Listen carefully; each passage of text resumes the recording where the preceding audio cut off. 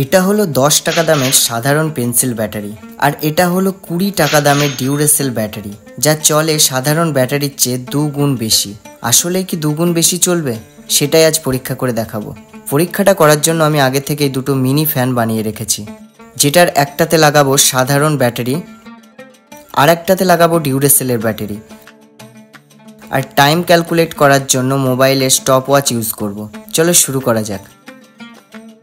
Fan দুটোকে চালিয়ে দিয়েছি আর সাথে স্টপ ওয়াচটাকেও।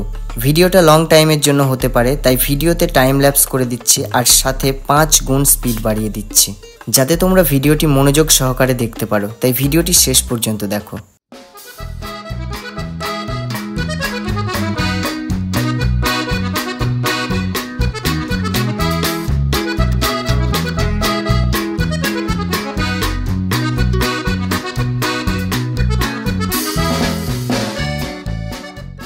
তিরিশ মিনিট হয়ে গেছে, এখনো দুটো সমানভাবে চলছে।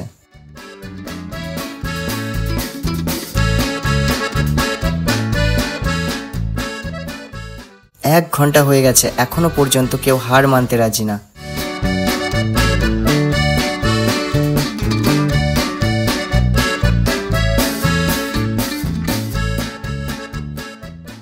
প্রায় 1.5 ঘন্টা হয়ে গেছে। সাধারণ ব্যাটারির ফ্যানের গতি অনেকটাই কমে এসেছে।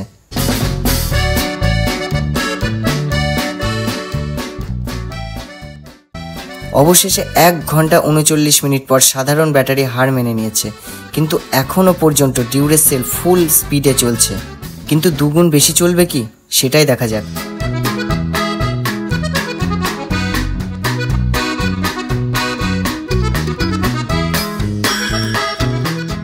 2 ঘন্টা 30 মিনিট চলার পরও ডিউরেসেল কিন্তু একটুও হাল ছাড়েনি।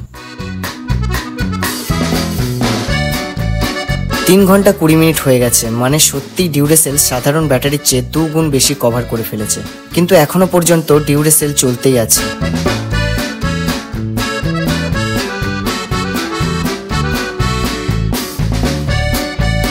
ও ভাই, 4 ঘন্টা হয়ে গেছে, এখনো পর্যন্ত চলতেই আছে।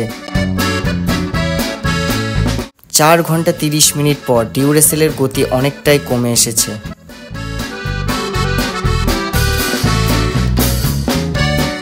অবশেষে 4 ঘন্টা 37 মিনিট পর ডিউরেসেল হাল ছাড়লো। সত্যি বলতে এই রেজাল্টটা দেখার পর আমি তো একদম শকড। যেখানে সাধারণ ব্যাটারি চলেছে 1 ঘন্টা 39 মিনিট, সেখানে ডিউরেসেল চললো 4 ঘন্টা 37 মিনিট, মানে সাধারণ ব্যাটারির চেয়ে প্রায় 2.5 গুণ বেশি। ভিডিওটি যদি ভালো লেগে থাকে একটি লাইক করে দাও, আর এই ধরনের এক্সপেরিমেন্টাল ভিডিও বাংলায় দেখার জন্য চ্যানেলটাকে এখনই সাবস্ক্রাইব করে দাও। সবশেষে তোমরা বাড়িতে কোনটা ব্যবহার করো কমেন্ট করে জানিয়ে দিও। দেখা হচ্ছে পরের ভিডিওতে।